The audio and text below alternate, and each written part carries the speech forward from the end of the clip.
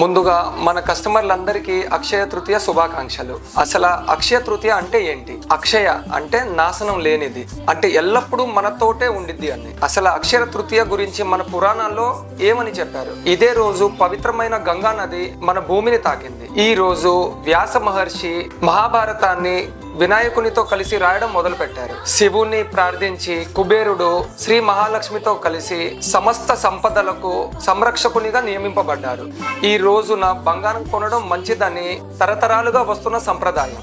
అక్షయ తృతీయ రోజు మన కస్టమర్లు అందరూ బంగారం కొనాలని చెప్పేసి కొన్ని కాయిన్ రేంజెస్ మనం ఇంట్రడ్యూస్ చేసాం. ఈ రోజు మన దగ్గర కొనే ప్రతి కాయిన్ కి ఏ మాత్రం మజూరీ లేకుండా డైరెక్ట్ స్క్రీన్ రేట్ కి మాత్రమే ఇవ్వబడుతుంది. ఇవాళ కొన్న 1 గ్రామ్ బంగారం రేపు మీ అమ్మాయికి ఒక హారం అవ్వచ్చు, రేపు మనకి కష్టకాలంలో పనికొచ్చే ఒక ఆయుధం అవ్వచ్చు. ఈ అవకాశాన్ని మీరందరూ ఉపయోగించి అక్షయ తృతీయ రోజు మీరందరూ లక్ష్మీదేవిని మీ ఇంటికి ఆహ్వానిస్తారు అని కోరుకుంటూ మీ అభిషేక్.